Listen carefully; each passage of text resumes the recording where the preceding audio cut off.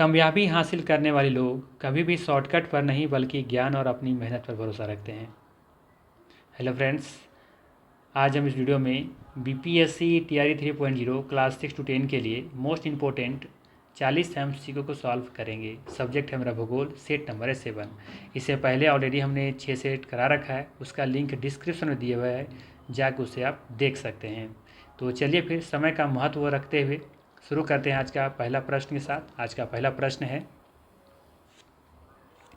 निम्नलिखित में से कौन सा कथन तारों के बारे में गलत है। ऑप्शन है, वे गैसों द्वारा बने हुए हैं, उनकी अपनी ऊष्मा और प्रकाश होती है, वे बड़े और गर्म होते हैं। उपर्युक्त में से अधिक होगा या फिर उपर्युक्त में से कोई नहीं होगा। तो यहाँ पे देखेंगे जो पहला दिया है कथन, वे गैसों द्वारा बने होते हैं, ये बात बिल्कुल सही है। जो तारे होते हैं वो तो गैसों से ही बने होते हैं, तो ये सही है।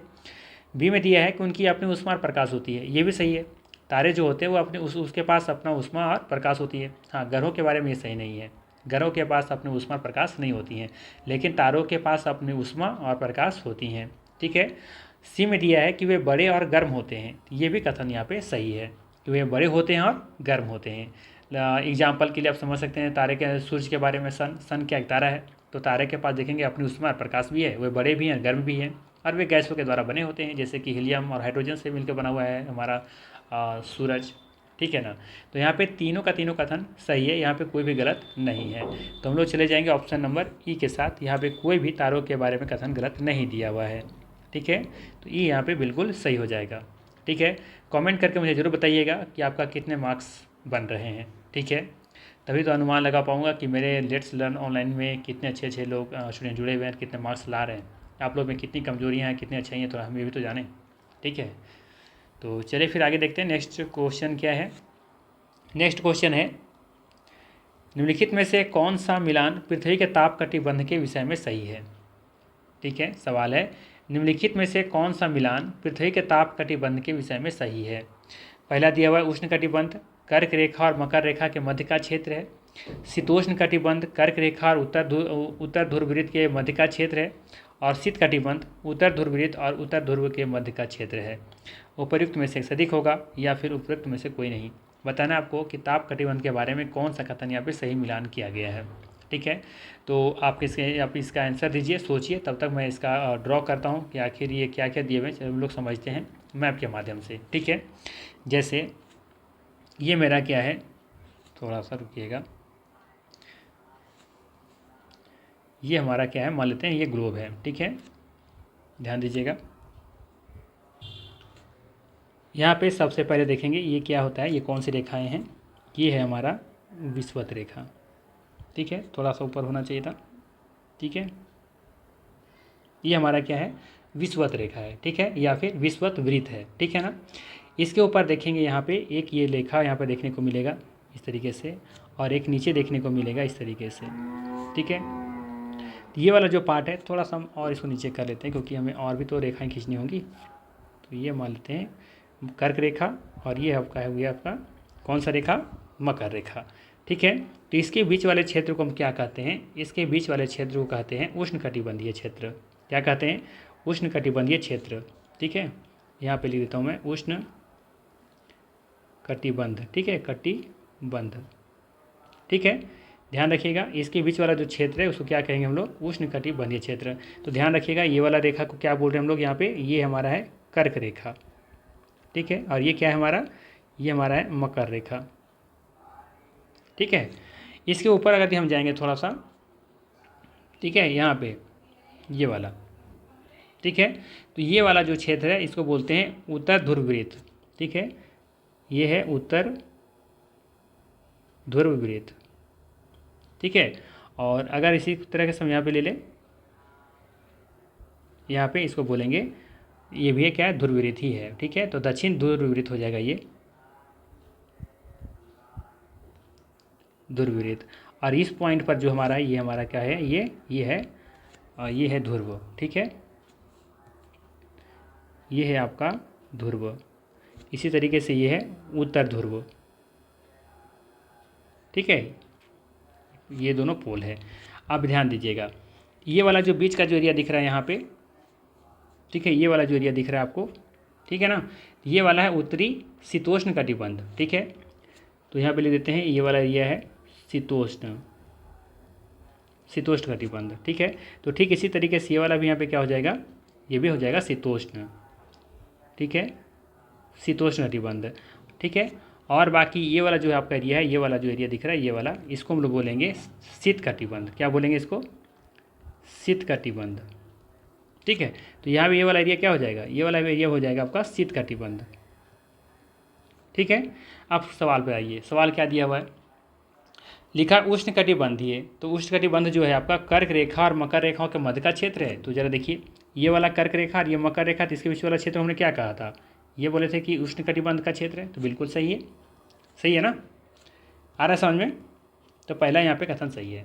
बात करें हम शीतोष्ण कटिबंध के बारे में, तो शीतोष्ण कहाँ पे है, तो देखिए ये वाला एरिया हमने शीतोष्ण कहा था, ये वाला एरिया को, तो देखिए किसके बीच में है, ये कर्क रेखा और ये उत्तरी ध्रुववृत्त में, या फिर देखें तो मकर रेखा और दक्षिण ध्रुववृत्त के बीच में है। तो देखिए क्या दिया है, कर्क रेखा और उत्तर ध्रुववृत्त के मध्य का क्षेत्र। तो ठीक है, कर्क रेखा, ये वाला कर्क रेखा और ये उत्तर ध्रुववृत्त, ये है ना उत्तर ध्रुववृत्त, ये वाला उत्तर ध्रुववृत्त, और इसी का बीच का पार्ट है। तो यहाँ भी ये भी कथन सही है, ठीक है। फिर बात करें हम शीत कटिबंध का, तो शीत कटिबंध देखेंगे क्या लिखा है, उत्तर ध्रुववृत्त। तो ये उत्तर ध्रुववृत्त है ये वाला, और साथ में बोला उत्तर ध्रुव, तो ये वाला ये उत्तर ध्रुव, और इसी का बीच का क्षेत्र बोला है। तो इसी को हम लोग क्या बोल रहे थे यहाँ पे, ये वाला शीत कटिबंध बोल रहे थे, यही तो बोल रहा है यहाँ पे कि शीत कटिबंध है। तो ये भी कथन यहाँ पे सही है, ठीक है। तो यहाँ पे तीनों का तीनों कथन क्या है, सही दिया हुआ है। तुम लोग चले जाएंगे ऑप्शन नंबर डी के साथ। आया बात समझ में, बस आपको इसको ये इस चीज़ को ध्यान रखना है यहाँ पे, ठीक है ना, कि किसको क्या बोलते हैं। ये वाला हमारा है कर्क रेखा, ये हमारा मकर रेखा, इसके वाले बीच वाले क्षेत्र क्या बोलेंगे, उष्ण कटिबंधीय क्षेत्र बोलेंगे। जबकि कर्क रेखा और ये उत्तरी ध्रुव जो वृत्त है, ठीक है, इसके बीच वाले एरिया को क्या बोलेंगे, शीतोष्ण कटिबंधीय। जबकि उत्तर ध्रुव वृत्त और ये ध्रुव के बीच वाला क्षेत्र क्या बोलेंगे, शीत कटिबंध। ठीक इसी तरीके से हम चले जाएंगे दक्षिण की तरफ, और वही बात हम लोग यहाँ भी करेंगे।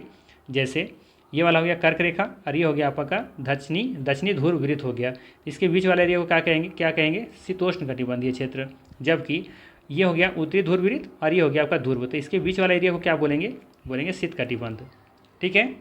चलिए आगे देखते हैं नेक्स्ट क्वेश्चन क्या है। यहाँ पे डी आंसर सही है। नेक्स्ट है, निम्नलिखित में से कौन सा मिलान अक्षांश और देशांतर रेखाओं के लिए सही है। जो यहाँ पे मिलान किया गया बताना है कि कौन सा अक्षांश और देशांतर रेखाओं के लिए सही है। ये दिया है ऑप्शन ए में कि भारतीय मानक यामयोत्तर 0 डिग्री पर है, ग्रीनविच यामयोत्तर 66.5 डिग्री पर है, दक्षिणी ध्रुववृत्त 27 डिग्री पर है, और कर्क रेखा आपका यहाँ पे 82.5 डिग्री है। तो यहाँ पे ऑप्शंस तो ज़्यादा हो गए हैं, तो ऐसा कर लेते हैं हम लोग, ये लाइन काट देते हैं, ठीक है। और हम लोग यहाँ पे कर देते हैं ये वाला, ये जो है ना उपयुक्त में से एक से अधिक, ये वाला एक्शन यहाँ पे ले आइए, उपयुक्त में से एक से अधिक। ये ऑप्शन में ही आपका है उपयुक्त में से कोई नहीं, और या फिर उपयुक्त में से एक से अधिक। अब बताइए इसका आंसर क्या होगा, ये वाला हटा दीजिए यहाँ से, ये नहीं है, इसको लेकर के यहाँ पर आ जाएंगे आप, ठीक है। चलिए बताइए इसका सही आंसर क्या होगा, कौन सा यहाँ पे सही मिलान है। तो यहाँ पे देखेंगे कि कोई भी यहाँ पे मिलान सही नहीं है, ठीक है। तो हम लोग चले जाएंगे ऑप्शन नंबर ई के साथ, ठीक है, उपयुक्त में से कोई नहीं। क्यों ऐसा हुआ, क्योंकि देखिए भारतीय मानक जो यामयोत्तर है वो कितना है, हम लोग जानते हैं 82.5 डिग्री पर है, ठीक है। जबकि ग्रीनविच यामयोत्तर जो है वो कितना डिग्री पर है, ये है 0 डिग्री पर है, ठीक है। दक्षिणी ध्रुववृत्त कितना पर है, 66.5 डिग्री पर है, ठीक है। ध्यान दीजिए ये वाला इस फिगर को देखिए, हमने कहा दक्षिणी ध्रुववृत्त, तो ये जो है आपका ये वाला, ये उसके बारे में बात हो रहा था। यहाँ पर जानते हैं ये वाला जो मकर रेखा 27 डिग्री पर है, और ये वाला कितना है, ये 66.5 डिग्री पर है, ठीक है। जबकि ये मकर रेखा और कर्क रेखा दोनों कितना डिग्री पर है, 27 डिग्री पर है। ठीक उसी तरीके से उत्तरी ध्रुव जो वृत्त है ये भी कितना डिग्री पर है, 66.5 डिग्री पर है, ठीक है। बात समझ में आया। तो यहाँ पे देखेंगे कि जो दक्षिण ध्रुव वृत्त है ये 27 डिग्री दिया हुआ है, ये गलत है, यहाँ होना चाहिए था 66.5 डिग्री। कर्क रेखा कितना डिग्री पर है, ये हम लोग जानते हैं ये है 23.5 डिग्री पर। तो यहाँ पे कोई भी मिलान सही नहीं है, तो हम लोग चले जाएंगे ऑप्शन नंबर ई के साथ, राइट। चलिए आगे देखते हैं नेक्स्ट क्वेश्चन क्या है। भूमध्य सागरीय वनस्पति निम्नलिखित में से कौन से क्षेत्र में पाई जाती हैं। सवाल है, भूमध्य सागरीय वनस्पति निम्नलिखित में से कौन सा क्षेत्र में पाई जाती हैं। मध्य अमेरिका, संयुक्त राज्य अमेरिका में कैलिफोर्निया, दक्षिण पश्चिमी अफ्रीका। उपयुक्त में से अधिक होगा या फिर उपयुक्त में से कोई नहीं होगा। तो ध्यान दीजिएगा यहाँ पे भूमध्य सागरीय वनस्पति जो क्षेत्र है आपको देखने को मिलेगा संयुक्त राज्य अमेरिका के कैलिफोर्निया में, और साथ साथ में दक्षिण पश्चिम अफ्रीका में। ठीक है, यहाँ पे ए ऑप्शन सही नहीं है। ठीक है, ये गलत है। पूछा क्या है कि कौन भूमध्य सागरीय वनस्पति निम्नलिखित में से कौन सा क्षेत्र में पाई जाती है, तो यहाँ पे बी भी सही है और सी भी सही है, तो हम लोग चले जाएंगे डी के साथ। उपयुक्त में से एक से अधिक है, यहाँ पे सही आंसर हो जाएगा। ठीक है, चलिए आगे देखते हैं नेक्स्ट क्वेश्चन क्या है। नेक्स्ट है स्थल समीर, समुद्री समीर और लू कौन सी पवन है? क्या ये मौसमी पवन है, क्या स्थानीय पवन है, क्या अस्थायी पवन है, या फिर उपयुक्त में से अधिक होगा, या फिर उपयुक्त में से कोई नहीं होगा? तो यहाँ जो सही आंसर है वो है ऑप्शन नंबर बी, स्थानीय पवन। ठीक है, ये स्थानीय पवन के उदाहरण है। नेक्स्ट है निम्नलिखित में से संसाधनों और उनकी विशेषताओं का सही मिलान है। ये दिया हुआ है कि निम्नलिखित संसाधन और उनकी विशेषताओं का सही मिलान है। पहला दिया हुआ है अनवीकरणीय संसाधन, इनका संबंध दिया है जिनका भंडार सीमित है, क्या ये सही है? वास्तविक संसाधन किसे कहते हैं? जिनकी संपूर्ण मात्रा ज्ञात है। नवीकरणीय संसाधन जो शीघ्रता से नवीनीकृत या पुनः पूरित हो जाता है, क्या उसे नवीकरणीय संसाधन कहेंगे? तो बताना है यहाँ पर जो संसाधन दिए हैं उनकी विशेषताओं का सही मिलान है या नहीं है।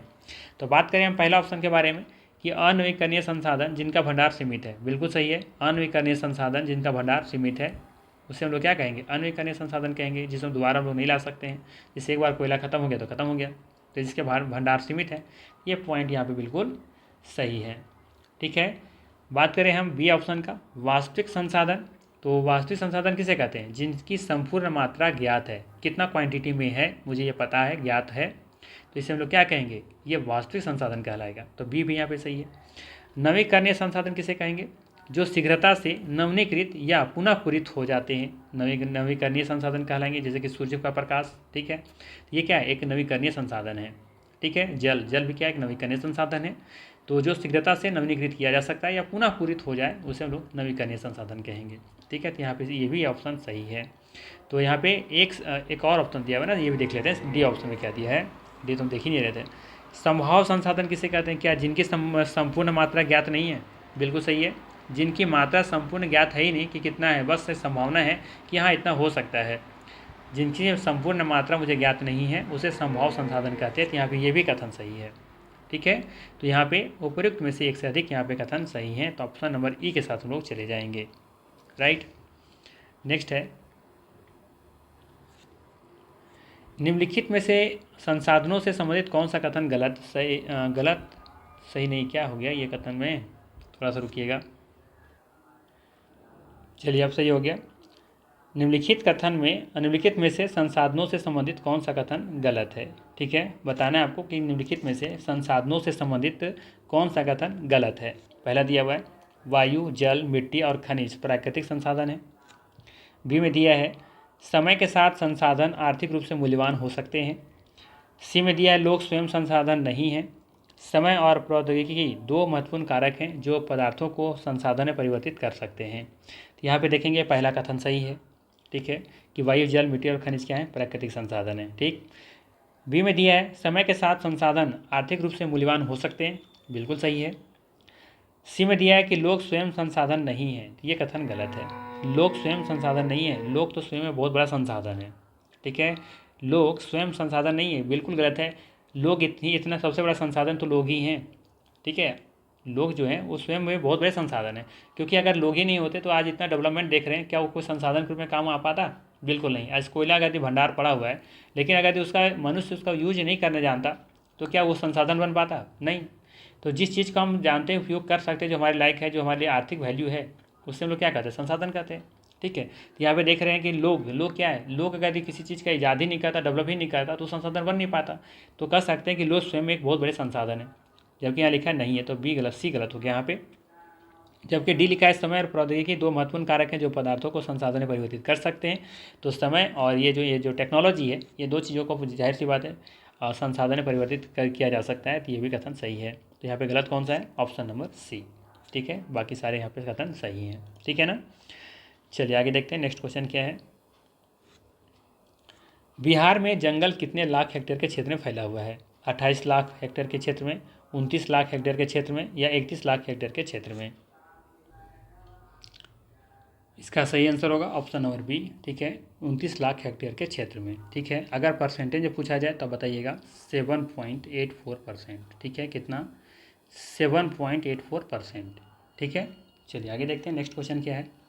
नेक्स्ट है आपका, निम्नलिखित में से बिहार के कौन से जिलों के कुछ इलाके पश्चिम बंगाल को दिए गए थे। सवाल है, निम्नलिखित में से बिहार के कौन से जिलों के कुछ इलाके पश्चिम बंगाल को दिए गए थे। ऑप्शन में है जमशेदपुर और राजगीर, भागलपुर और समस्तीपुर, पूर्णिया और मानभूम। उपयुक्त में से एक से अधिक होगा या उपयुक्त में से कोई नहीं होगा। ठीक है, तो यहाँ पे देखेंगे कि पूर्णिया और मानभूम का कुछ हिस्सा पश्चिम बंगाल को दिया गया था। ठीक है, पूर्णिया और मानभूम। ठीक है, तो ऑप्शन नंबर सी यहाँ पे सही हो जाएगा। ठीक है, सी ऑप्शन यहाँ पे बिल्कुल सही है। ध्यान रखिएगा, जब 1956 में राज्य के पुनर्गठन हो रहे थे तो उस समय मानभूम का कुछ भाग और साथ में पूर्णिया के कुछ भाग पश्चिम बंगाल को दिए गए थे। ठीक है, नेक्स्ट है आपका,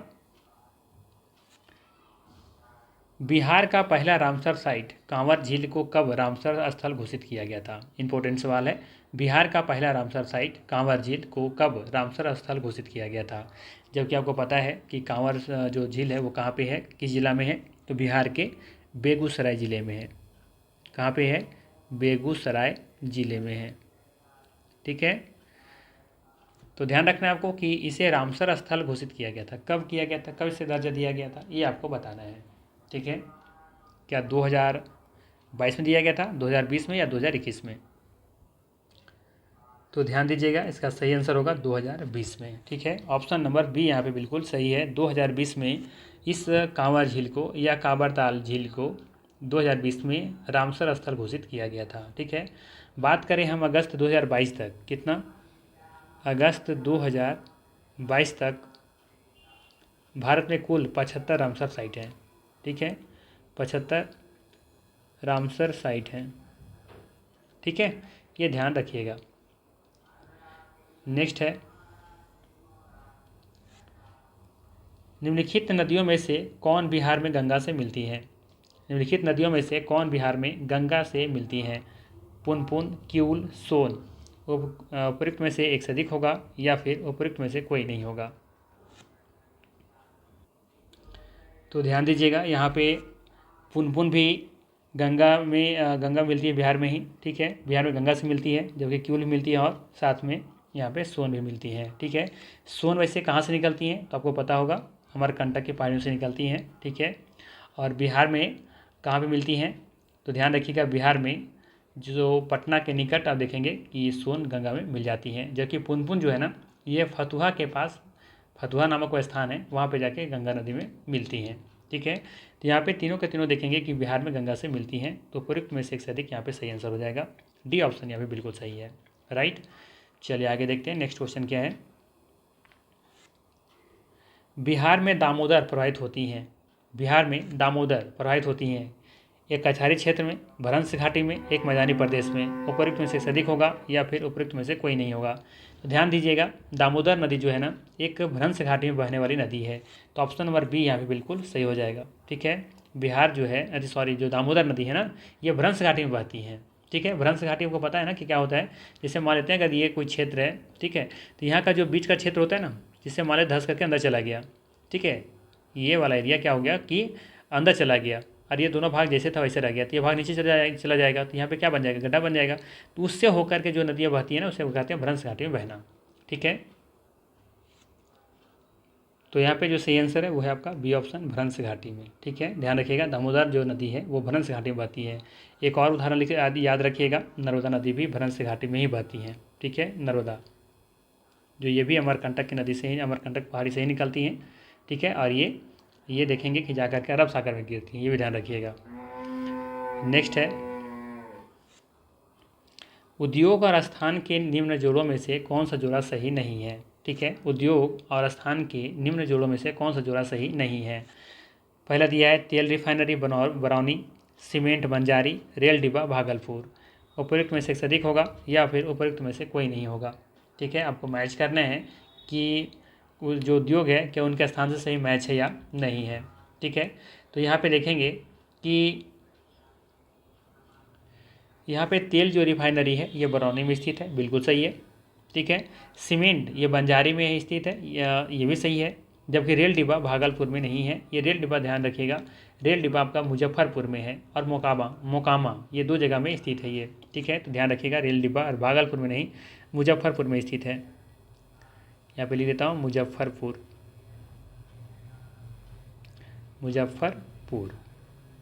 ठीक है। रेल डिब्बा जो कारखाना है, उद्योग है, इस कहाँ पे है, मुजफ्फरपुर ज़िले में है, ठीक है। तो ये भागलपुर नहीं होगा। तो यहाँ पे देखेंगे कौन सा जोड़ा सही है, तो ए और बी सही है, तो ऑप्शन नंबर डी यहाँ पे सही हो जाएगा, उपयुक्त में से एक से अधिक यहाँ पे सही है, ठीक है। बाकी सब कुछ सही है यहाँ पे। आगे देखते हैं नेक्स्ट। देश में कच्चे तांबे के उत्पादन में बिहार का क्या स्थान है? देश में कच्चे तांबे के उत्पादन में बिहार का क्या स्थान है? तीसरा है, चौथा है, दूसरा है, या फिर उपयुक्त में से अधिक होगा, या फिर कोई नहीं होगा? बताइए इसका सही आंसर। अगर जानते हैं तो बताइए आंसर क्या होगा, कमेंट कीजिए इसका। सही आंसर होगा इसका ऑप्शन नंबर ई, ठीक है, उपयुक्त में से कोई नहीं, ठीक है। ध्यान रखिएगा कि जब झारखंड बिहार से अलग नहीं हुआ था उस समय ये दूसरा स्थान रखता था, ठीक है। पूरे भारत में ये दूसरा स्थान था कच्चा तांबा उत्पादन में। लेकिन जब बिहार जो है झारखंड से जब अलग हुआ उसके बाद परिस्थितियाँ बदल गई, ठीक है। तो यहाँ पे भी कोई भी स्थान नहीं रखता है, तो हम लोग चले जाएंगे ऑप्शन नंबर ई के साथ, ना तीसरा, चौथा, ना दूसरा, ठीक है। चलिए आगे देखते हैं नेक्स्ट क्वेश्चन क्या है। इनमें से कौन सा सत्य है? पहला दिया कि बिहार कोयला और अभ्रक का मुख्य उत्पादक रहा है। बिहार को उड़ीसा से वर्ष 1911 में अलग किया गया था। सी में दिया है कि देश के कुल खनिज उत्पादन में बिहार का हिस्सा लगभग 3% है। तो यहाँ पे देखेंगे ऑप्शन में जो पहला दिया है ना, पहला तो बिल्कुल गलत है कि बिहार कोयला और अभ्रक का मुख्य उत्पादन रहा है, ये बिल्कुल बात यहाँ पे गलत है, ठीक है। ये ऐसा नहीं है, ठीक है। हाँ, ये जब झारखंड जब अलग नहीं हुआ था तो ये नंबर 1 पर चल रहा था, ठीक है। तो यह अग्रणी राज्य था, लेकिन जब झारखंड अलग हो गया तो बहुत पीछे चला गया, ठीक है। और बाकी बात करें हम बी ऑप्शन में कि बिहार को उड़ीसा से वर्ष 1911 में अलग किया गया था, ये भी गलत है। ध्यान रखेंगे 1936 में अलग हुआ था। कब? 1936 में। तो ये भी गलत हो गया यहाँ पे। बात करें सी ऑप्शन के बारे में कि देश का कुल खनिज उत्पादन है बिहार का हिस्सा लगभग 3% है, ठीक है।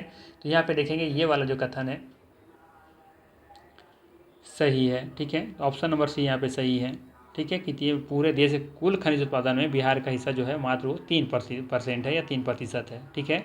तो बाकी यहाँ पे देखेंगे कौन सा सत्य है, तो सी ऑप्शन सिर्फ सत्य है, बाकी यहाँ पे सारा गलत है। तो ऑप्शन नंबर हम लोग सी के साथ चले जाएंगे यहाँ पे, ठीक है, ध्यान रखिएगा।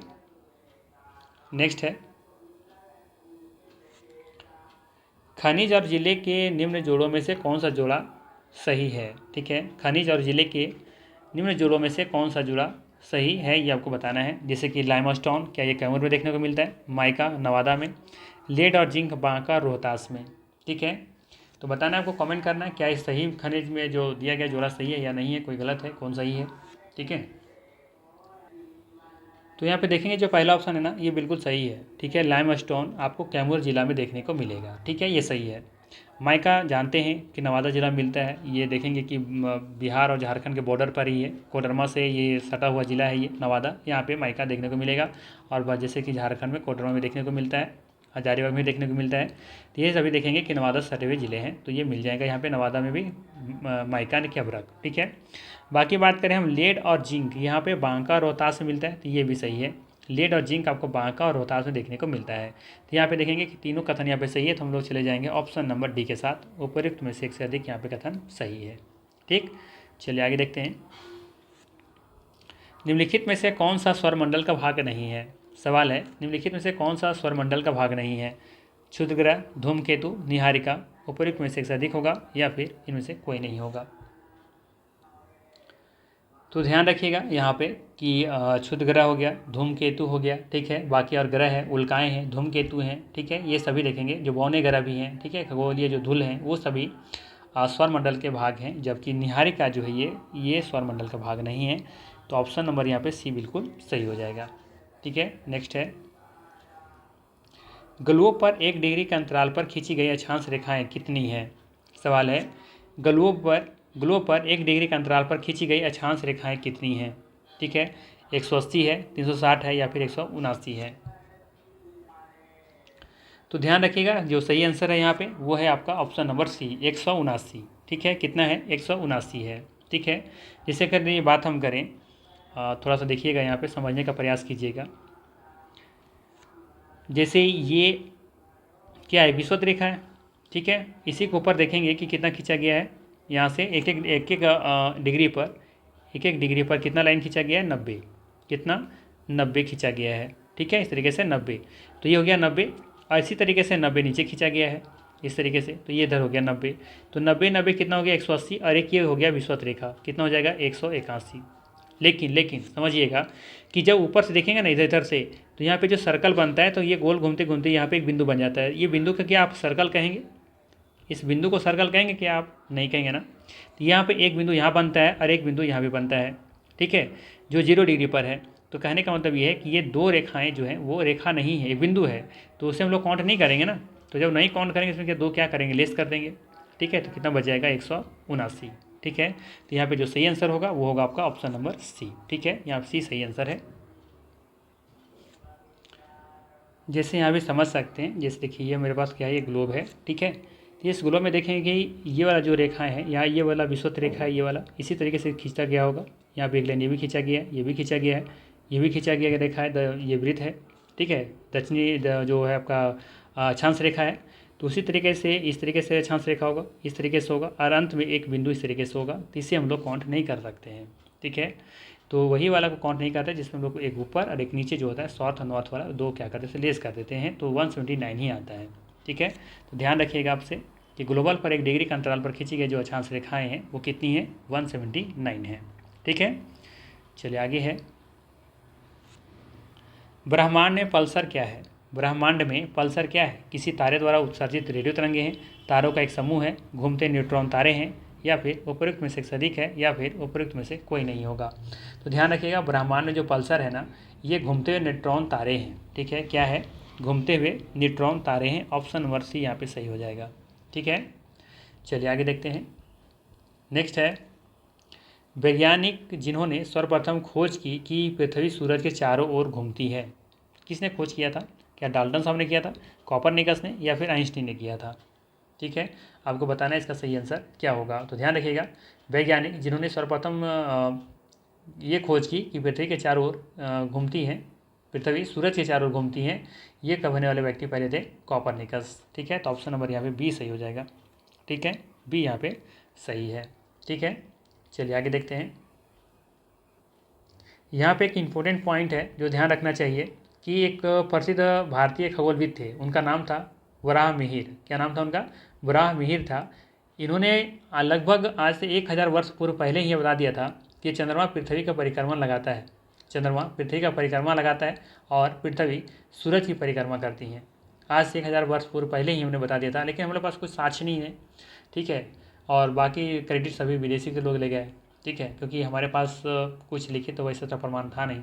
ठीक है, लेकिन उनके देखेंगे कि किताबों में देखने को मिलता है कि ब्राह्मण ने पहले 1000 साल पहले बता दिया था इन सब चीज़ों के बारे में। ठीक है, चलिए आगे देखते हैं।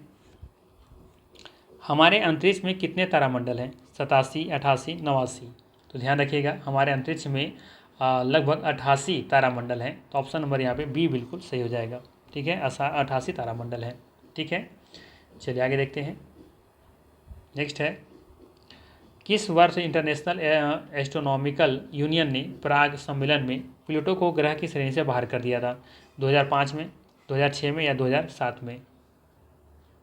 सही आंसर है 2006 में। ठीक है, 2006 में देखेंगे कि यहाँ पे प्लूटो ग्रह को बौना ग्रह से घोषित किया गया था और ये ग्रह की श्रेणी से इसको बाहर कर दिया गया था। ठीक है, चलिए आगे देखते हैं। नेक्स्ट है, पृथ्वी परिभ्रमण करती है, पृथ्वी परिभ्रमण करती हैं, प्रति मिनट करीब कितनी दूरी तय कर लेती हैं। सवाल है, पृथ्वी परिभ्रमण करती हैं, प्रति मिनट करीब कितनी दूरी ये तय करती हैं, ये आपको बताना है। क्या 49.5 किलोमीटर करती हैं, या 27.8 किलोमीटर कर लेती हैं। प्रति मिनट के बारे में बात हो रहा है, 1 मिनट में कितना तय दूरी कर लेती हैं। 37.6 किलोमीटर करती हैं, या फिर उपरोक्त में से कोई नहीं होगा, या में से कोई नहीं होगा। ठीक है, तो यहाँ पे जो सही आंसर है वो है आपका option number B. Option number B यहाँ पे सही है, 27.8 किलोमीटर। ठीक है, 27.8 किलोमीटर प्रति मिनट पृथ्वी परिभ्रमण करती हैं। ठीक है, यानी कि सर जो गति है पृथ्वी का वो है 27.8 किलोमीटर प्रति मिनट। ठीक है, चलिए आगे देखते हैं। नेक्स्ट क्वेश्चन क्या है, पृथ्वी पर मरुभूमि होने के पर उसकी संभावना अधिक रहती है। पृथ्वी पर मरुभूमि होने की संभावना अधिक रहती है। कहाँ पे? 0 अंश अक्षांश के पास, 23 डिग्री अक्षांश के पास या 50 डिग्री अक्षांश के पास। उपयुक्त में से एक से अधिक होगा या इनमें से कोई नहीं होगा। तो इसका सही आंसर है ऑप्शन नंबर बी। ठीक है, 23 डिग्री अक्षांश के पास पृथ्वी पर मरुभूमि होने की संभावना अधिक रहती है। ठीक है, इसमें 3-4 रीजन्स हैं, उसको फिर कभी मैं बता दूंगा। ठीक है, वीडियो थोड़ा लंबा हो रहा है, बस इतना ध्यान रखिएगा कि पृथ्वी पर उष्ण या शुष्क मरुस्थलीय जलवायु का जो विस्तार है वो 15 से 30 डिग्री अक्षांश के बीच में मिलता है। ठीक है, और पृथ्वी पर मरुस्थल बनने की 4 प्रमुख भौगोलिक स्थितियाँ हैं। थोड़ा सा डिटेल्स बताना पड़ेगा इसको, तो फिर कभी लेक्चर में मैं बता दूंगा। तो ध्यान रखिएगा सिर्फ कि पृथ्वी पर मरुभूमि होने का संभावना जो है वो 23 डिग्री अक्षांश के पास है। नेक्स्ट है, सौर मंडल में आकार की दृष्टि से आकार होगा। ठीक है, आकार की दृष्टि से ग्रहों का छोटा से बड़ा कौन सा क्रम सही है? ठीक है, सवाल है सौर मंडल में आकार की दृष्टि से ग्रहों का छोटा से बड़ा कौन सा क्रम सही है? तो ध्यान रखिएगा, मैं यहाँ पे एक बार मैंने बताया था कि दूरी के हिसाब से क्रम लगा दिया था। आज हम बता देते हैं आप लोग को आकार की दृष्टि से कैसे याद रखना है। ठीक है, तो सबसे पहले आप लोग को शुरू करना है बृहस्पति से। कहाँ से शुरू करना है? बृहस्पति से शुरू करना है, बृहस्पति। ठीक है, बृहस्पति के बाद याद कीजिए क्या मैंने बताया था, बृहस्पति को छोड़ना था, शुक्र को छोड़ना था, शनि लेना था, तो शनि ले लीजिए। ठीक है, इसके बाद फिर आपको लेना है अरुण वरुण। ठीक है, याद है ये कौन से ग्रह हैं? ये अंतिम 4 हैं, ये गैसीय ग्रह हैं, याद है, अरुण ग्रह और ये वरुण ग्रह। ठीक है, ये 4 हो गए। इसके बाद 5वें नंबर पर आपको लेना है पृथ्वी। क्या लेना है? पृथ्वी। ठीक है, आपको याद होगा सबसे छोटा ग्रह कौन सा है? बुध ग्रह, इसको लिख लीजिए पहले। ठीक है ना, कितने हो गए? 1 2 3 4 5 6, बचा 2। ठीक है, तो सिर्फ आपको ये याद रखना है कि बुध से पृथ्वी के हम लोग जानते हैं कि जुड़वा भाई कौन है? शुक्र है। ठीक है, तो दोनों का क्योंकि आकार और साइज दोनों का क्या लगभग एक जैसा है, तो यहाँ देखेंगे पृथ्वी और शुक्र हो जाएगा। ठीक है ना, ये शुक्र हो जाएगा। अब बचा कौन सा ग्रह? मंगल ग्रह, तो मंगल को यहाँ लगा दीजिए। ठीक है, तो ऐसे याद रखना है आपको, बृहस्पति, शनि, अरुण वरुण 4, और उसके बाद फिर पृथ्वी 5वें नंबर पर। फिर हम जानते हैं सजुड़ा भाई है शुक्र, तो हो जाएगा उसके बाद शुक्र। उसके बाद फिर सबसे छोटा ग्रह बुध ग्रह, तो बचा मंगल, तो उसके बीच में मंगल को घुसा देंगे। ठीक है, तो आप देखेंगे यहाँ पे बृहस्पति, शनि, अरुण। ठीक है, बृहस्पति यहाँ पे है, ठीक है, शनि ठीक है, लेकिन अरुण यहाँ पे चला गया आपका। ठीक है, तो यहाँ पे देखेंगे बृहस्पति, शनि और अरुण, ये तीनों क्रम से दिख रहे हैं। ठीक है, छोटा से बड़ा बोला है, लेकिन यहाँ पे देखेंगे ये कौन सा है? ये क्रम से देख रहे हैं, ये पहले नंबर पर सबसे बड़ा ग्रह है, इसके बाद ये है, फिर ये तीसरा नंबर, यानी कि ये बढ़ते क्रम में दिख रहा है ना आपको। लेकिन यहाँ पे तो दिया है, ये पूछा है छोटा, यानी कि छोटा से बड़ा। ठीक है, आरोही क्रम में, लेकिन ये दिया है अवरोही क्रम में, तो ये गलत हो गया। अरुण वरुण पृथ्वी, अब देखें कहाँ पे अरुण वरुण है, यहाँ पे है अरुण, ये है अरुण, फिर यह वरुण और फिर ये पृथ्वी। ये भी किस क्रम में दिख रहा है? ये भी दिख रहा है आपको अवरोही क्रम में, ये भी गलत हो गया। फिर है बुध मंगल शुक्र, बुध मंगल शुक्र, यानी ये नीचे से चला गया है, यानी कि छोटा से बड़ा क्रम में चला गया है, तो ये ठीक है। तो ऑप्शन नंबर सी यहाँ पे सही है, बाकी सारे गलत हैं। ठीक है, तो ऑप्शन नंबर सी यहाँ पे सही हो जाएगा। नेक्स्ट है, जियोडेसी वह विज्ञान है जो संबंधित है, जियोडेसी वह विज्ञान है जो संबंधित है स्थलीय चट्टान की डेटिंग से, पृथ्वी के आयाम की माप से, क्रस्ट द्वारा की गई परिवर्तनों की रिकॉर्डिंग से। ठीक है, तो यहाँ पे देखिएगा सही आंसर क्या होगा। तो ध्यान दीजिएगा, ये जो जियोडेसी है ना, ये पृथ्वी के आयाम के माप से है। ठीक है, ठीक है, पृथ्वी के आयाम की माप से, यानी कि ऑप्शन नंबर बी यहाँ पे सही हो जाएगा। जियोडेसी, ध्यान दीजिएगा कि ये पृथ्वी के आयाम की माप से संबंधित है। ठीक है, ध्यान दीजिएगा, जियोडेसी पृथ्वी के 3 मूलभूत गुणों को सटीक रूप से मापने और समझने का विज्ञान है। ठीक है ना, ये गुण कौन सा है? तो पृथ्वी का ज्यामितीय आकार, दूसरा है अंतरिक्ष में पृथ्वी का अभिविन्यास, और तीसरा है पृथ्वी का गुरुत्वाकर्षण क्षेत्र। ठीक है, तो इन तीनों को गुणों को मापने का जो सटीक तरीका है, इसको लोग क्या कहते हैं? जियोडेसी कहते हैं। ध्यान रखिएगा, तो यहाँ पे बी ऑप्शन सही है। नेक्स्ट है, निम्नलिखित में से कौन सा जोड़ा सही सुमेलित है? उत्पादक हिरण, प्राथमिक उपभोक्ता तेंदुआ, अपघटक जीवाणु। ठीक है, कौन सा जोड़ा सही सुमेलित है? तो उत्पादक हिरण को नहीं कहते हैं। ठीक है, हिरण चला जाएगा आपका द्वितीयक में। ठीक है, ये द्वितीयक उपभोक्ता है। ठीक है, नहीं, प्राथमिक उपभोक्ता होगा। ठीक है, क्या होगा? प्राथमिक उपभोक्ता होगा हिरण। ठीक है, बाकी बात करें हम ये तेंदुआ, तो तेंदुआ कहलाएगा द्वितीयक उपभोक्ता। ठीक है, द्वितीयक भी हो सकता है, तृतीयक भी हो सकता है।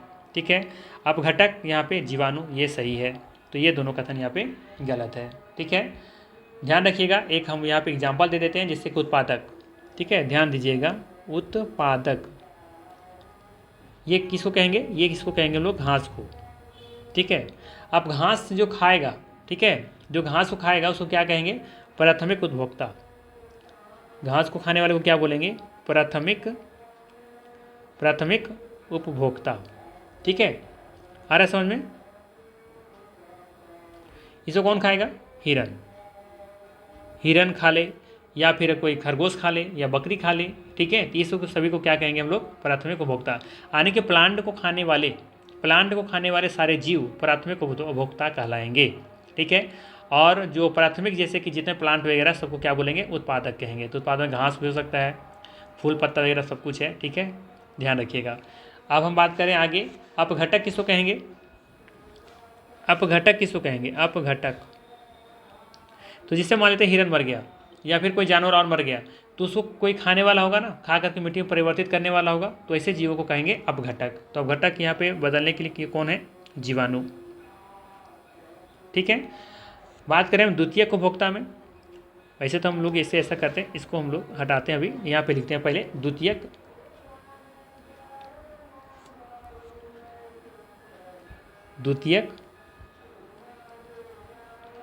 उपभोक्ता। ठीक है। अब बताओ हिरन को कौन खा जाएगा? बाघ। ठीक है, ये कहलाएगा द्वितीयक उपभोक्ता। ठीक है। अब हम लोग अपघटक के बारे में लिख लेंगे। ये अपघटक कौन है? मान लेते हैं बाघ मर गया, अपघटक। इसे कौन खा जाएगा? जीवाणु। इसको कहेंगे अपघटक। ठीक है, ये आप क्रम याद रखेंगे। तो यहाँ पे जो सही आंसर है वो है आपका ऑप्शन नंबर सी। ठीक है, सी यहाँ पे सही हो जाएगा। नेक्स्ट है, निम्नलिखित में से कौन उष्णकटिबंधीय घास का मैदान है? Taiga, savanna, prairies. ठीक है, सवाल है आपको, पूछा गया आपसे कि निम्नलिखित में से कौन सा उष्णकटिबंधीय घास का मैदान है। ठीक है, तो यहाँ पे देखेंगे उष्णकटिबंधीय जो घास का मैदान है वो है आपका सवाना। ठीक है, ऑप्शन नंबर बी यहाँ पे सही हो जाएगा। ठीक है, ध्यान रखिएगा। बाकी बात करें आपका, ये जो सवाना है ना, ये अफ्रीका में देखने को मिलेगा आपको, अफ्रीका। ठीक है। प्रेयरी जो देखने को मिलेगा, ये देखने को मिलेगा उत्तरी अमेरिका में। कहाँ पे? उत्तरी अमेरिका। ठीक है, याद है गेहूं का कटोरा, इसी प्रेयरी को कहा जाता है, क्योंकि यहाँ पे गेहूं की अच्छी खेती होती है। ठीक है। बाकी में बात करें हम एक दक्षिण अमेरिका में, अगर दक्षिण अफ्रीका रहे, दक्षिण अमेरिका का यदि रहेगा तो इसमें लगाइएगा पंपास। ठीक है, क्या लगाइएगा? पंपास। ठीक है, कंफ्यूज नहीं कीजिएगा, उत्तर वाला में प्रेयरीज होगा और दक्षिण अमेरिका रहेगा तो पंपास लगाइएगा। ठीक, चलिए आगे देखते हैं। नेक्स्ट क्वेश्चन क्या है? भौगोलिक अपर्दन चक्र की संकल्पना इनमें से किसने प्रस्तुत की है? भौगोलिक अपर्दन चक्र की संकल्पना इनमें से किसने प्रस्तुत की है? W.M. डेविस, कोबर या ए हुलम। ठीक है, तो यहाँ पे जो सही आंसर है वो है आपका W.M. डेविस। ठीक है, ऑप्शन नंबर यहाँ पे ए सही हो जाएगा। ठीक है, ध्यान रखिएगा। भौगोलिक अपर्दन चक्र की जो संकल्पना दी थी वो किसने दी थी? W.M. डेविस ने दी थी। नेक्स्ट है, किसी स्थान का मानक समय निर्धारित करने का आधार होता है। किसी स्थान का मानक समय निर्धारित करने का आधार क्या होता है? देशांतर रेखा, अंतर्राष्ट्रीय तिथि रेखा या फिर अक्षांश रेखा। ध्यान रखिएगा, इसका जो सही आंसर है वो है आपका ऑप्शन नंबर यहाँ पे कोई भी सही नहीं है। ठीक है, तो ऑप्शन नंबर ई के साथ उनको जाना पड़ेगा। ठीक है, ध्यान रखिएगा, किसी स्थान का मानक समय निर्धारित करने के लिए प्रधान मध्याह्न रेखा आधार होता है। ठीक है, इसका सही आंसर हो जाएगा प्रधान मध्याह्न रेखा। ठीक है, मध्याह्न रेखा। ठीक है, तो यहाँ पे ऑप्शन नंबर ई यहाँ पे बिल्कुल सही हो जाएगा। ठीक है। ठीक है, नेक्स्ट है, निम्नलिखित में से किस देश से होकर प्रधान मध्याह्न रेखा गुजरती हैं? निम्नलिखित में से किस देश से होकर प्रधान मध्याह्न रेखा गुजरती हैं? यूनाइटेड किंगडम और घाना, फ्रांस और अल्जीरिया, स्पेन और वियतनाम। ठीक है, तो बताना यहाँ पे उपयुक्त में से सही, एक से अधिक सही होगा या फिर उपयुक्त में से कोई नहीं। तो यहाँ पे ध्यान देने वाली बात है कि लगभग 8 देशों से प्रधान मध्याह्न रेखा गुजरती हैं। ठीक है, प्रधान मध्याह्न रेखा 8 देशों के से होकर के गुजरती हैं। ठीक है, 8 देशों का चाहे तो आप नाम लिख लें। पहला है आपका यूके, ठीक है, कौन सा है, यूके है, ठीक है। दूसरा है आपका फ्रांस, तीसरा है आपका स्पेन, चौथा है आपका अल्जीरिया, अल्जीरिया, ठीक है। माली का, माली है, ठीक है ना। इसके बाद फिर है टोगो, इसके बाद है घाना, ठीक है। इसके बाद फिर है आपका बुर्किना फासो, बुर्किना फासो, ठीक है। तो 1 2 3 4 5 6 7 8, तो ये 8 जो देश हैं यहाँ से प्रधान मध्याह्न रेखा यहाँ से होकर के गुजरती हैं, ठीक है। तो यहाँ पे देखेंगे कि यहाँ पे वियतनाम नहीं है, यूके और घाना है, फ्रांस अल्जीरिया है, स्पेन भी है, लेकिन वियतनाम नहीं है। तो लिखा है कि निम्नलिखित में से किस देश से होकर प्रधान मध्याह्न रेखा गुजरती है। तो ऑप्शन नंबर ए भी सही है, बी भी सही है, तो ऑप्शन नंबर डी के साथ चले जाएंगे, उपयुक्त में से एक से अधिक हो जाएगा यहाँ पे सही आंसर। नेक्स्ट है जापान मछली उत्पादन देश में एक महत्वपूर्ण स्थान रखता है। इसके उत्पादन की अधिकता में निम्नलिखित कारणों में से कौन सा असत्य है, ठीक है। पहला है यहाँ पे सघन जनसंख्या के कारण खाद्य पदार्थों की मांग अधिक है। बी में दिया है सागर तटीय क्षेत्र उजाले हैं, या कुछ और होना चाहिए था, उजाला नहीं होना चाहिए था, जो अनेक प्रकार के मछलियों के विकास के अनुकूल है। सी में दिया है जापान के पास ओशियो गर्म, गर्म होगा यहाँ पे, ये गर्म है ये, ठीक है, गर्म गर्म जलधारा होना चाहिए, और क्यूरेशियो ठंडी जलधारा मिलती हैं, ठीक है। तो क्या कारण है कि जापान मछली उत्पादन में एक महत्वपूर्ण स्थान रखता है। तो यहाँ पे देखेंगे जो सही आंसर है वो है आपका ऑप्शन नंबर सी, क्योंकि जापान के पास ओशियो गर्म जलधारा और क्यूरेशियो ठंडी जलधारा दोनों मिलती हैं। और आपको पता होगा कि जहाँ गर्म जलधारा और ठंडी जलधारा मिलती है वहाँ मछली उत्पादन के लिए अनुकूल परिस्थितियाँ पाई जाती हैं, ठीक है, अनुकूल होता है। तो यहाँ पे सी ऑप्शन बिल्कुल सही हो जाएगा, ठीक। नेक्स्ट है सतपुड़ा श्रेणी की सबसे ऊंची चोटी कौन सी है। गुरु शिखर है, धूपगढ़ है, पारसनाथ है। तो आप लोगों को पता होगा, कई बार मैंने बताया है कि पारसनाथ छोटानागपुर पठार की सबसे ऊंची चोटी है, ठीक है। जबकि धूपगढ़ देखेंगे तो सतपुड़ा श्रेणी की सबसे ऊंची चोटी है, जबकि गुरु शिखर अरावली पर्वत की सबसे ऊंची चोटी है, ठीक है। तो यहाँ पर ऑप्शन नंबर हम लोग चले जाएंगे बी के साथ, धूपगढ़, ठीक है। नेक्स्ट है पृथ्वी की आंतरिक संरचना के बारे में जानकारी के लिए पृथ्वी की उत्पत्ति के निम्न में से कौन से सिद्धांत साक्ष्य के रूप में है। चैम्बरलिन के ठोस ग्रहणुओं के एकत्रीकरण, जेम्स जीन के ज्वारीय परिकल्पना, लेप्लास की निहारिका परिकल्पना। उपयुक्त में से अधिक होगा या फिर उपयुक्त में से कोई नहीं होगा। आपको बताना है कि पृथ्वी की आंतरिक संरचना के बारे में जानकारी के लिए पृथ्वी की उत्पत्ति के निम्न में से कौन से सिद्धांत साक्ष्य के रूप में उपलब्ध है, ठीक है। तो यहाँ पे देखेंगे जो सही आंसर है वो है आपका ऑप्शन नंबर डी, उपयुक्त में से एक से अधिक, ठीक है। उपयुक्त में से एक से अधिक यहाँ पे बिल्कुल सही आंसर हो जाएगा। नेक्स्ट है अकासिया, एक पेड़ का नाम है अकासिया, ठीक है। एक है आपका खैर और एक है यूफोरबिया, ठीक है। जैसे वृक्ष किस वनस्पति क्षेत्र से संबंध है। अकासिया, खैर और एवं यूफोरबिया जैसे वृक्ष किस वनस्पति क्षेत्र से संबंधित है। क्या ये उष्णकटिबंधीय कटिबंधीय क्षेत्र में देखने को मिलेगा, उष्णकटिबंधीय शुष्क पर्णपाती क्षेत्र में देखने को मिलेगा, या फिर हिमालय शुष्क शीतोष्ण वन में देखने को मिलेगा।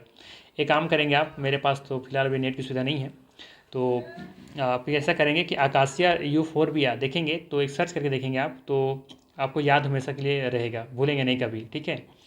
अकासिया एक्चुअली में उस तरह का चित्र तो मैं नहीं बना पाऊँगा, बट आप कैक्टस देखें, कैक्टस देखे होंगे तो ठीक उसी तरीके का एक ये भी होता है, ठीक है। तो इसमें देखेंगे कि कैक्टस क्या होता है कि हाथ की तरह होता है, जैसे आपके हाथ की हथेली है ना, उस तरीके से होता है। लेकिन यहाँ पे क्या होता है कि कुछ इस तरीके से होता है, मैं कैसे बता दूँ। आप प्लस साइन देखें, प्लस साइन, ठीक है, तो प्लस साइन की तरह कुछ होता है, ठीक है, ध्यान दीजिएगा, प्लस साइन की तरह कुछ होता है अकासिया। खैर, तो ये से देखेंगे कि कांटा ही है, क्या है ये, कटीले वन की तरह देखने को मिलेगा, जहाँ पर कटीले वन होते हैं ना वहाँ पे ये सब देखने को मिलेंगे, ठीक है। खैर भी क्या है, खैर में भी कांटा देखने को मिलेगा। तो जाहिर सी बात है ये सभी आपको देखने को कहाँ मिलेंगे, ऑप्शन नंबर 1 यानी कि उष्ण कटिबंधीय कटीले क्षेत्र में देखने को मिलेंगे, ठीक है। आप चाहेंगे तो इसको थोड़ा सा सर्च जरूर कीजिएगा, अकासिया ये सब देखेंगे। देखिए देखने से क्या होता है ना कि याद हो जाता है, ठीक है। या फिर नेक्स्ट में कभी सेम क्वेश्चन फिर लेकर के आऊँगा और वहाँ से पिक्चर के साथ में लेकर के आऊँगा, अगर आप नहीं देखेंगे तो, ठीक है, हम ही मेहनत कर देंगे आपके लिए, ठीक है। चलिए आगे देखते हैं, नेक्स्ट क्वेश्चन क्या है। सवाल है कांगड़ा, लाहौल तथा स्पीति घाटियाँ किस हिमालय में स्थित हैं। पंजाब हिमालय, कुमायूं हिमालय, असम हिमालय। उपरोक्त में से अधिक होगा, इनमें से कोई नहीं होगा। तो आप सभी को पता होगा कि कांगड़ा, लाहौल और जो स्पीति घाटियाँ हैं वो पंजाब हिमालय में स्थित है। ऑप्शन नंबर ए यहाँ पे बिल्कुल सही हो जाएगा। नेक्स्ट है पेट्रोशास्त्र है। पेट्रोशास्त्र है, क्या ये शैलों का विज्ञान है, खनिजों का विज्ञान है या फिर पौधों का विज्ञान है? क्या है ये पेट्रोशास्त्र? तो ध्यान दीजिएगा, जो पेट्रोशास्त्र है ना, पेट्रोशास्त्र यहाँ पे हम लोग जो अध्ययन करते हैं वो करते हैं शैलों का विज्ञान, यानी शैलों का अध्ययन करते हैं यहाँ पे। ठीक है, तो ऑप्शन नंबर यहाँ पे ए बिल्कुल सही हो जाएगा, शैलों का अध्ययन। नेक्स्ट है हिमालयी पर्वतों के साथ भारतीय प्लेट की सीमा किस तरह की प्लेट सीमा है? हिमालयी पर्वतों के साथ भारतीय प्लेट की जो सीमा है वो किस तरह की प्लेट सीमा है, ये आपको बताना है। तो ध्यान दीजिएगा, यहाँ पे जो ऑप्शन है पहला भी नहीं होगा, दूसरा भी नहीं होगा, तीसरा भी नहीं होगा, यानी कि उपरोक्त में से कोई नहीं होगा। ठीक है, ऑप्शन नंबर ई के साथ हम लोग चले जाएंगे। ध्यान रखिएगा, हिमालय पर्वतों के साथ भारतीय प्लेट की जो सीमा है वो सीमा किस तरह का सीमा है? तो ध्यान रखिएगा, ये सीमा है महाद्वीपीय अभिसरण। ठीक है, क्या बोलेंगे इसको?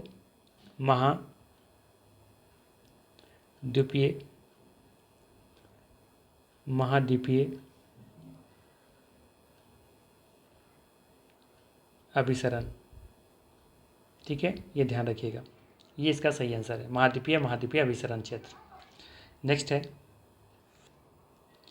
भिन्न भिन्न कालों में निर्मित पर्वत श्रेणियों के समानांतर उपस्थिति से निर्मित स्थल रूप किस नाम से जाना जाता है? सवाल है, भिन्न भिन्न कालों में निर्मित पर्वत श्रेणियों के समानांतर उपस्थिति से निर्मित स्थल रूप किस नाम से जाना जाता है? क्या यह पर्वत कटक से नाम से जाना जाता है, या फिर पर्वत श्रृंखला के नाम से जाना जाता है, या फिर पर्वत श्रेणी के नाम से जाना जाता है? तो ध्यान रखिएगा, यहाँ पे जो सही आंसर होगा वो होगा पर्वत श्रृंखला। ठीक है, ऑप्शन नंबर यहाँ पे बी बिल्कुल सही हो जाएगा। और आज का अंतिम प्रश्न है इस सेट का, वायुमंडल की संरचना मौसम के साथ बदलता रहता है, स्थान स्थान पर भिन्न होती हैं, या अक्षांशों के साथ बदलती रहती हैं? क्या होगा इसका सही आंसर, बताइए। तो ध्यान दीजिएगा, इसका सही आंसर होगा बी ऑप्शन, स्थान स्थान पर इसका भिन्न होता है वायुमंडल की संरचना। ठीक है, तो यहाँ पे बी ऑप्शन बिल्कुल सही हो जाएगा। तो ये थे मोस्ट इंपॉर्टेंट 40 MCQ। वीडियो कैसा लगा? अगर अच्छा लगा हो तो ज़रूर कमेंट कीजिएगा। अगर आपको कुछ सजेशन देना है तो भी कमेंट जरूर कीजिएगा। और अगर आपको कहीं कुछ मिस्टेक दिखती है, गलती दिखती है, तो भी जरूर मुझे बताइएगा। और मैं गलत कर रहा हूँ, सही कर रहा हूँ, मुझे जो भी आपको मन में करे, दिल में आता है, वो ज़रूर कमेंट कीजिए। ठीक है, उससे पता चलता है कि आप लोग कितना मेरे वीडियो को पसंद कर रहे हैं। ठीक है, कहाँ क्या कमी है, तो मुझे ज़रूर एडवाइस कीजिए। ठीक है, और बाकी हम लोग मिलते हैं अपना नेक्स्ट वीडियो में। बाकी आप लोग तैयारी जारी रखिए, एग्ज़ाम बहुत जल्द होने वाला है। ठीक है, तो समय आप लोग के पास बिल्कुल नहीं है, बिल्कुल एकदम तैयारी लग जाइए। और जहाँ पे आपको लगता है कि इस सेक्शन में मुझे मेरी कमजोरी है, यहाँ पे नंबर मुझे नहीं आ रहे, तो उस चैप्टर से रिलेटेड वीडियो देखिए। ठीक है, और कोशिश कीजिए कि ज़्यादा से ज़्यादा आप रिवीजन अभी भी कर लें, किताबें भी पढ़ सकते हैं, बहुत समय बचा हुआ है आप लोग के पास। ठीक है, और बाकी सेट तो लगाते रहिए। सेट में किसी से पता चलता है कि आप कितने पानी में हैं। ठीक है, तो सेट जरूर लगाइए, सेट डेली लगाइए, 1-2 सेट जरूर कीजिए। ठीक है, इससे आपको क्या होगा, पता चलेगा कि आप कितने पानी में हैं, कहाँ तक आपकी पहुँच है। ठीक है, तो बाकी मिलते हैं हम लोग फिर नेक्स्ट वीडियो में। Thanks for watching.